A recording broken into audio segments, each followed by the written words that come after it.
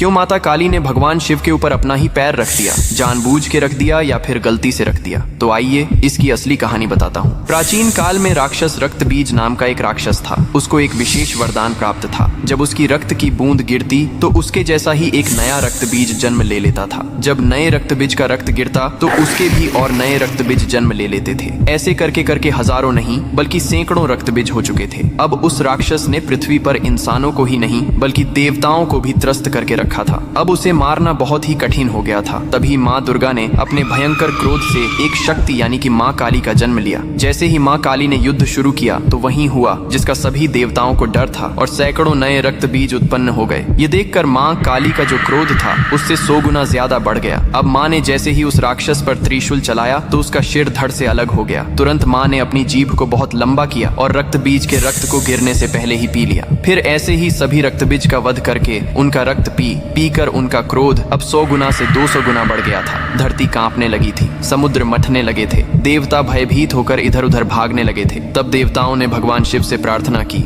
हे महादेव, आप ही माता काली के संताप को शांत कर सकते हैं। शिव ने देवताओं की पुकार सुनी और माँ काली के सामने युद्ध भूमि में पहुंच गए। लेकिन माँ अपने तांडव में इतनी लीन थीं कि उन्होंने शिव को भी नहीं देखा। तभी भगवान शिव ने स्वयं माता के चरणों में लेट गए। जैसे ही माँ काली का पैर अनजाने में शिव के सीने पर पड़ा, तुरंत उनका क्रोध शांत हो गया। उन्होंने नीचे देखा तो अपने प्रिय पति शिव थे। यह देखकर उनकी जीभ शर्मिंदगी से बाहर निकल आई। इसके बाद शिव ने मुस्कुराते हुए कहा, हे माँ, तुम्हारा यह रूप सृष्टि के संतुलन के लिए था, लेकिन यह रूप अब धरती पर बहुत धाम से पूजा जाएगा। यही कारण है कि तस्वीर में और मूर्तियों में माँ काली को शिवजी पर खड़े हुए दिखाया जाता है।